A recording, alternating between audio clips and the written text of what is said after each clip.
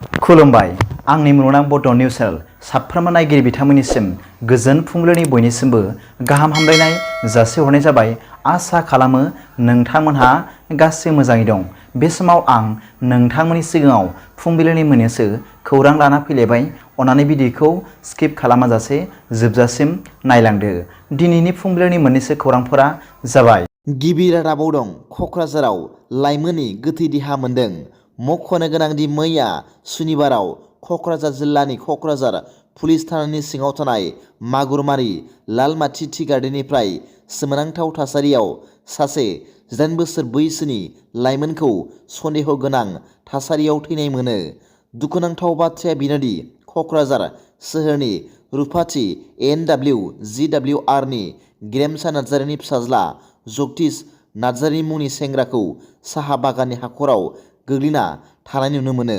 नाथाय मोदोमाव, उदै आरो खर'आव गोबौ मुवानि जखम जानायनि दागो दंमोन होनना मिथिनो मोन्दों। बियो गसाइगावनि ITIनि फरायसामोन।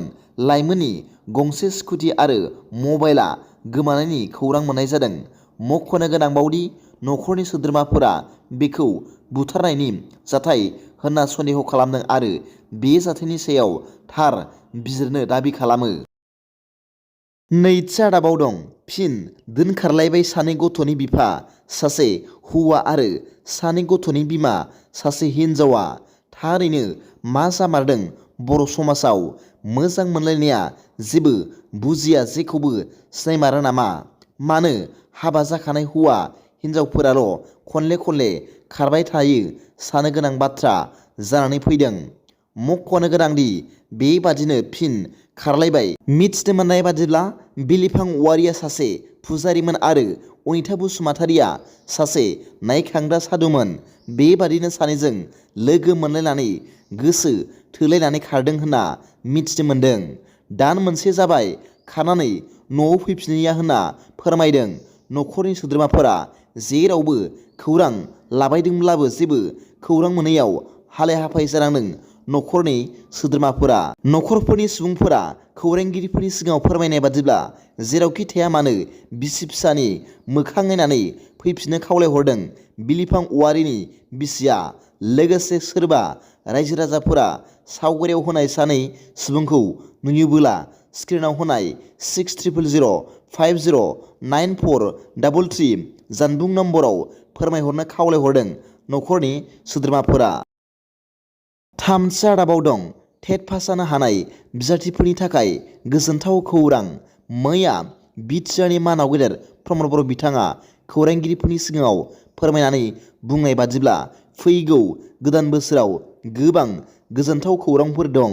बिथां गाहाय मावफुं सोद्रोमाया फोरमायनाय बादिब्ला फैगौ गोदान बोसोर 2024 मायथाइयाव LP लेभेलनि टेट पास जानानै थानाय बिजाथिफोरनो 1216 लांदां जाना थानाय मासियाव टेट पास जानो हानाय बिजाथिफोरखौ थिसनगोन। लोगोसे ME फरायसालियाव लांदां जाना थानाय मासिफोराव थाबैनो UP लेभेलाव टेट पास जाना थानाय बिजाथिफोरखौ फोरोंगिरिनि मासियाव थिसनगोन आरो हायार सेकेन्डारिनि फोरोंगिरिफोरनि साख्रिखौबो क्राइटेरियाखौ नायनानै रेगुलार खालामनो नाजागोन होनना बिथाङा फोरमायबावदों। आरो बेजों लोगोसे BTRनि गं 10 फरायसालिमा एबा कलेजखौ प्रभिन्सियेलाइज खालामनायजों सोमोन्दो लाखिनानै थाबावनाय BTRनि माखासे फरायसालिमा एबा कलेजफोरखौबो बिसोरनि क्राइटेरियाखौ नायनानै आसाम सोरखारा फेज हिसाबै प्रभिन्सियेलाइज खालामनो थाखाय खोथा होदों होनना बिथां मानाव गेदेर प्रमद बर' बिथाङा फोरमायदों। लोगोसे बिथाङा बुंबावदों दि थामथि थाखो ब्रैथि थाखोआव 3000निबो बांसिन साख्रिनि थिसनथाइनि फोसावथायखौ गोख्रैयैनो होगोन। BTRनि गासै 6000निबो बांसिन लाइमोनफोरा साख्रि मोननो थांगासिनो दं होनना बिथाङा फोरमायबावो। ब्रैथि रादाबाव दं गोजोननि नोगोर क'क्राझाराव आरोबाव सासे मेलेमजिबि बर' फरायसाया खास्रि बिस्रि बुथारजानाय जाथायखौ मैया क'क्राझार जिल्ला दुलाराय बर' फरायसा आफादनि मानगोनां खाम्फा बसुमतारि बिथाङा खौरांगिरिफोरनि सिगाङाव क'क्राझार मागुरमारिनि मेलेमजिबि बर' फरायसा गेरेमसा नार्जारि बिथांनि खास्रि बिस्रि बुथारजानाय जाथायखौ गोथौ दुखु मोननाय फोरमायो आरो बुथारगिरिफोरखौ नागिरनानै हमनानै आयेन बायदि साजा होनो थाखाय पुलिस बिफानखौ खावलायदों आरो बुथारग्रा गुबै दायनिगिरिखौ मोनोब्ला फासि होनांगौ होनना दाबि दैखांदों। बाक्सा आदाबाव दं फेग्रा मुवा फालांगिनि सायाव मोनसे गिदिर सिग्रोमनायाव धुबुरी पुलिसा सुनिबाराव जिल्लायाव गुबुन गुबुन सिग्रोमनायाव जब्द खालामजानाय 8,57,28,28,000 रांनि फेग्रा मुवा आरो साइक'ट्रपिक मुवाफोरखौ फोजोबस्रांदों। ड्राग्स डिसप'जल कमिटि आरो गोजौ थाखोनि खुंथायारि मावख'गिरिफोरनि नुजाथिनायाव धुबुरी जिल्लानि रंगामाटि ओनसोलाव अराव फेग्रा मुवाफोरखौ सावनाय जादोंमोन। बाक्सा आदाबाव दं फेग्रा मुवा फालांगिनि सायाव मोनसे गिदिर सिग्रोमनायाव धुबुरी पुलिसा सुनिबाराव जिल्लायाव गुबुन गुबुन सिग्रोमनायाव जब्द खालामजानाय 8,57,28,28,000 रांनि फेग्रा मुवा आरो साइक'ट्रपिक मुवाफोरखौ फोजोबस्रांदों। ड्राग्स डिसप'जल कमिटि आरो गोजौ थाखोनि खुंथायारि मावख'गिरिफोरनि नुजाथिनायाव धुबुरी जिल्लानि रंगामाटि ओनसोलाव अराव फेग्रा मुवाफोरखौ सावनाय जादोंमोन।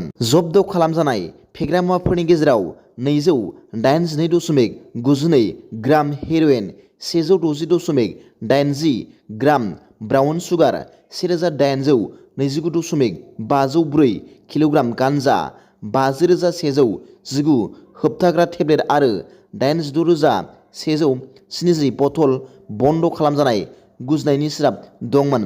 बे फेग्रा मुवाफोरखौ धुबुरी, गौरीपुर, गलखंज आरो बिलासपारा पुलिस थानानि सिङाव गासै मोन 92 केसफोराव जब्द खालामनाय जादोंमोन। दिनैनि फुंबिलिनि मोननैसो खौरांफोरा दा बेखिनिल'मोन।